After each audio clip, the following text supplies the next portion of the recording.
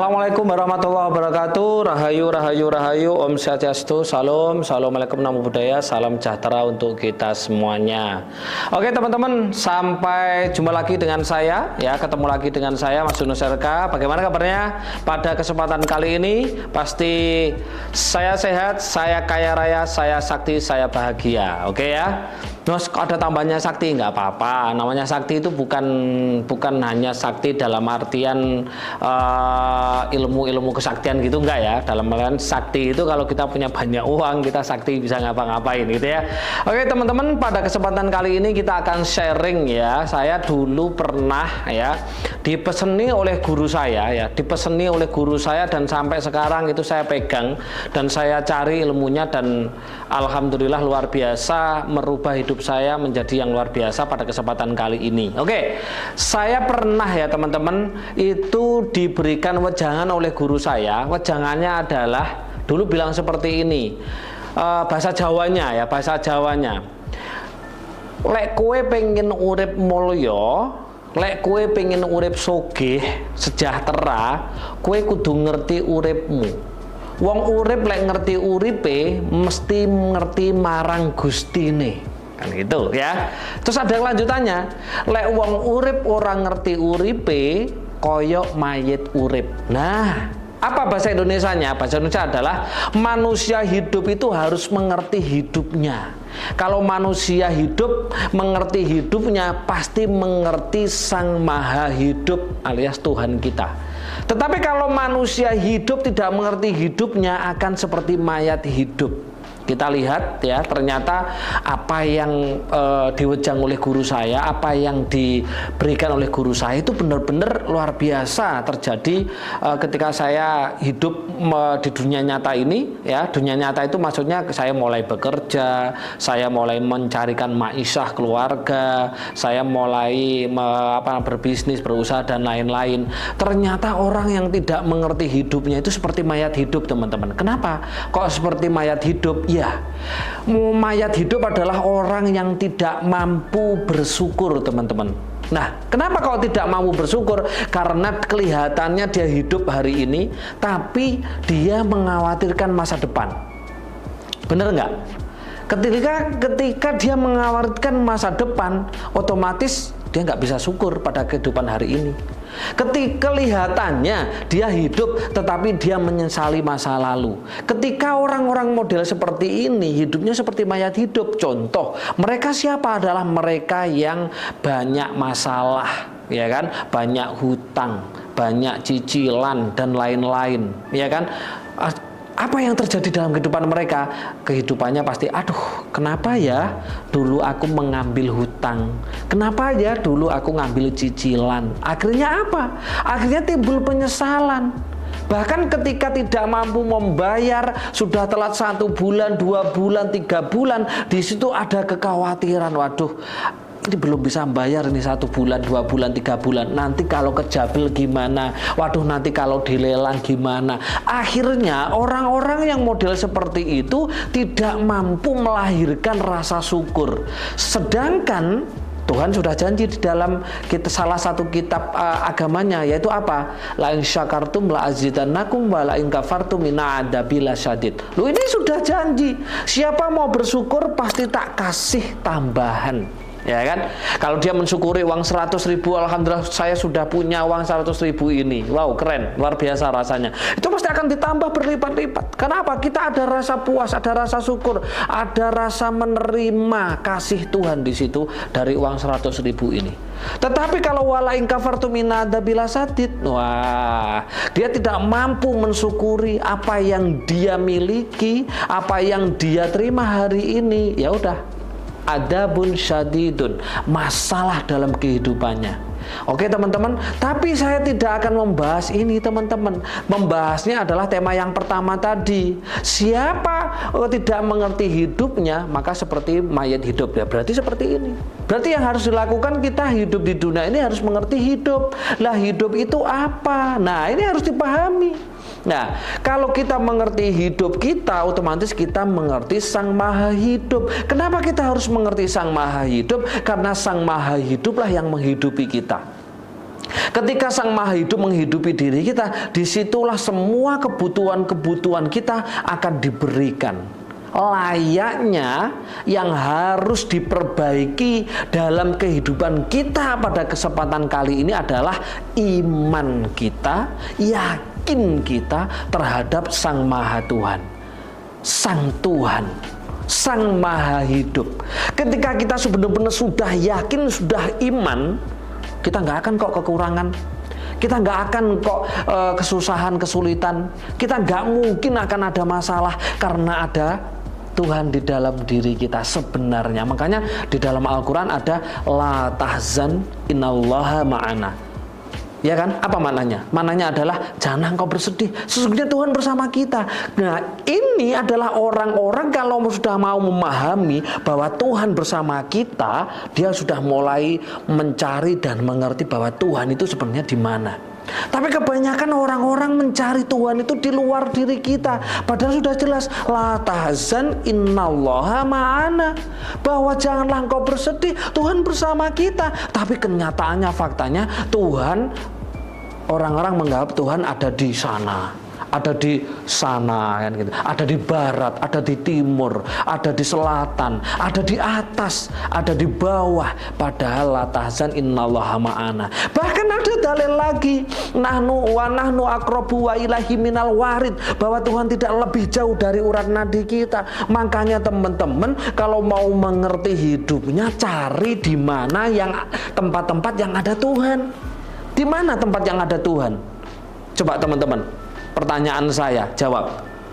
Tapi kebanyakan orang mencari Tuhan tidak berada di tempat-tempat yang tidak ada Tuhan. Ada yang mencari, mohon maaf, di rumah ibadah, di A, di B, di C, dan Tuhan tidak di sana. Tuhan itu sudah jelas di Al-Quran, la tahzan innallaha ma'ana wa nahnu aqrabu wa ilahi minal warid. Itu sudah jelas, berarti Tuhan berada di dalam diri kita. Lah bagaimana kita mengenali Sang Tuhan? Ya kita harus mengenal dengan diri kita. Bagaimana cara mengenal diri kita? Kita awali dengan nafas, ya. Coba teman-teman masih kehilangan uang saja sudah pusing. Masih kehilangan benda A, B, E aja sudah pusing. Coba teman-teman pikir, kalau teman-teman kehilangan yang namanya nafas, bisa apa? Apalagi kehilangan nafas dalam keadaan belum mengenal Sang Tuhan. Untuk otomatis teman-teman akan reinkarnasi lagi ke dalam apa? Ke dalam kehidupan yang akan terjadi seperti itu lagi, repetisi lagi, hidup susah seperti itu. Nah, ini dipahami teman-teman. Makanya guru saya berpesan. Dulu saya nggak paham, dipesani guru saya bahwa wong urip kudu ngerti uripe.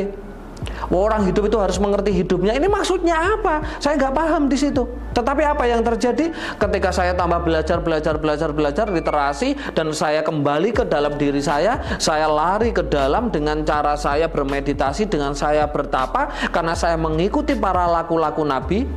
Kata siapa para nabi tidak mengajarkan bertapa? Kata siapa? Semua para nabi bermeditasi. Contoh, Nabi Muhammad bermeditasi di mana? Gua Hira. Nabi Ibrahim bermeditasi di mana? Di padang pasir. Nabi Yusuf bermeditasi di mana? Di penjara.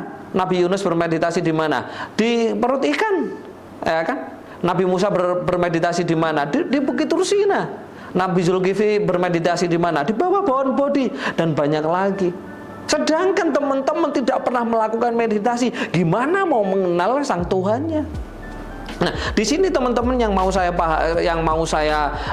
pahamkan teman-teman, ayo kembali kepada diri kita sendiri. Ketika kita mau menjalankan hening, ketika kita mau bermunajat, ketika kita mau bertapa, ketika kita mau bermeditasi, disitulah teman-teman akan mulai mengenal dirinya. Di situ masuk yang namanya olah rasa. Di situ di dalam meditasi ada olah rasa, ada olah pikiran. Nah, ini yang harus dilakukan. Nah, di dalam RK teman-teman, saya akan mengajari untuk teman-teman pemula untuk melakukan meditasi supaya mengenal dirinya. Nah, orang yang tidak mengenal dirinya, hidupnya pasti seperti mayat hidup. Makanya apa? Pesan guru saya, wong urip gak ngerti urip, koyok mayit urip. Kenapa kok seperti mayat hidup? Karena apa? Nggak tahu arah. banyak masalah, banyak beban, banyak tanggungan. Apalagi di zaman yang hari ini manusia terjebak pada sistem kapitalis. Manusia siapa yang tidak punya hutang, siapa yang tidak punya cicilan? Karena mindsetnya kalau tidak punya cicilan, kalau tidak punya hutang, tidak punya apa-apa. Berarti teman-teman melupakan Sang Tuhan yang menghidupi di dalam dirinya. Nah, ingat, ada Tuhan di dalam diri kita. Kalau nggak ada Tuhan di dalam diri kita, makanya pesennya la tahzan. Janganlah engkau bersedih. Lah ngapain teman-teman kok bersedih? Kalau teman-teman bersedih, berarti teman-teman tidak mengenal Sang Tuhan. Lah Tuhan itu di mana? Tuhan itu tidak lebih jauh dari urat nadi kita. Wa nahnu aqrabu ilaihi minal warid. Iya kan? Kalau urat nadi kita nempel gitu ya, berarti di mana? Inilah yang teman-teman harus cari. Ketika teman-teman hanya beragama saja, tidak berspiritual gitu ya, tidak akan bisa menemukan yang namanya Sang Maha Hidup yang ada di dalam dirinya. Karena hanya dengan mengenal diri kita, maka Tuhan akan kita kenal. Logikanya seperti ini teman-teman. Ketika saya kenal dengan si A gitu ya, si A gitu ya. Ya, si A namanya misalkan saya sebut Paijo gitu ya. Ketika saya udah kenal lama, 1 tahun, 2 tahun, saking akrabnya gitu kan. Ketika saya kesusahan misalkan, ketika saya ada masalah misalkan, saya minta uang kepada si Paijo. Mas Paijo, saya hutang uangnya dong. Mas Paijo, saya minta uangnya dong 100.000 atau 200.000 atau 1 juta. Pantas enggak? Pantas lah. Kenapa? Karena saya kenal. Karena saya kenal dan kira-kira Mas Paijo yang notabene dia orang kaya, kira-kira ngasih enggak? Ngasih dong, karena kita kenal. Dan tetapi kalau saya nggak kenal dengan Mas Paijo gitu ya, ketemu aja nggak pernah, tiba-tiba di satu momen ketemu dan saya langsung minta, Mas Paijo saya minta uangnya dong 1 juta, Mas Paijo saya hutang dong uang 1 juta, kira-kira dikasih nggak? Nggak dikasih. Karena apa? Karena nggak kenal. Sama teman-teman kalau mau minta kepada Sang Tuhan gitu ya, teman-teman harus mengenal Tuhannya. Makanya apa? Tuhan harus dikenal di sini. Rata-rata teman-teman tidak mengenal Tuhannya, makanya hidupnya banyak masalah, makanya hidupnya banyak beban, makanya hidupnya itu tidak stabil, nggak bahagia. Makanya di sini yang harus dilakukan adalah kita kembali kepada dalam diri kita. Lah bagaimana cara kita untuk mengenal kepada Sang Tuhan? Itu boleh teman-teman mengikuti RK atau sekedar meditasi. Kalau nggak ngerti tata cara meditasi, mencari guru. Ya, mencari guru yang mengajarkan tentang permeditasian. Nggak ada orang besar di dunia ini yang tidak meditasi teman-teman. Semuanya orang-orang besar, mulai dari nabi-nabi, rasul, orang kaya-kaya di dunia, semuanya meditasi. Baca deh background buku-bukunya dia kalau mereka punya buku. Nah ini penting sekali teman-teman. Makanya pesan guru saya bahwa manusia hidup itu harus mengerti hidupnya. Kalau manusia mengerti hidupnya akan mengenal Sang Maha Hidup.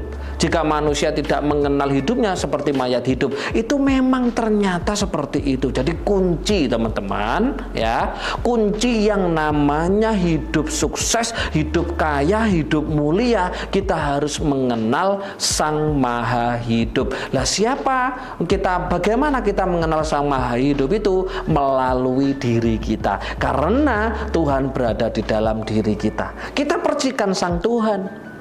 Nah ini harus dipahami. Sulit ya teman-teman, sulit. Tetapi kalau kita tidak belajar pada kesempatan kali ini ya susah.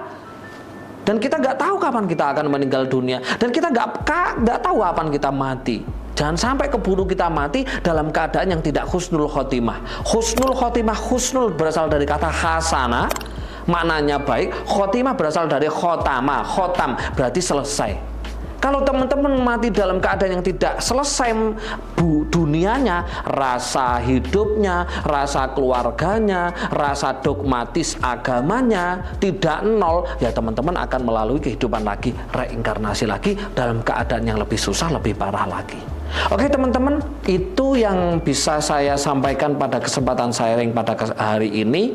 Ini mohon direnungkan, mohon dipikirkan, kira-kira apa benarkah yang dibicarakan oleh Mas Yunus ini, disampaikan oleh Mas Yunus?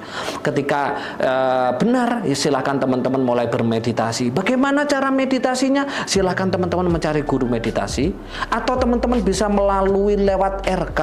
Ya, karena di dalam RK akan diajari yang namanya meditasi, akan diajari yang namanya olah rasa, akan diajari yang namanya olah nafas. Oke teman-teman, itu yang bisa saya sampaikan pada kesempatan hari ini. Jika ada salah mohon dimaafkan, kebenaran hak milik Tuhan semesta alam. Jika ini baik silakan dipakai, jika nggak baik tidak usah dipakai, cukup di-skip aja. Oke, akhirul kalam. Assalamualaikum warahmatullahi wabarakatuh. Rahayu, rahayu, rahayu. Om Santi, Santi, Santi. Om Salam. Assalamualaikum, namo buddhaya. Salam sejahtera untuk kita semuanya.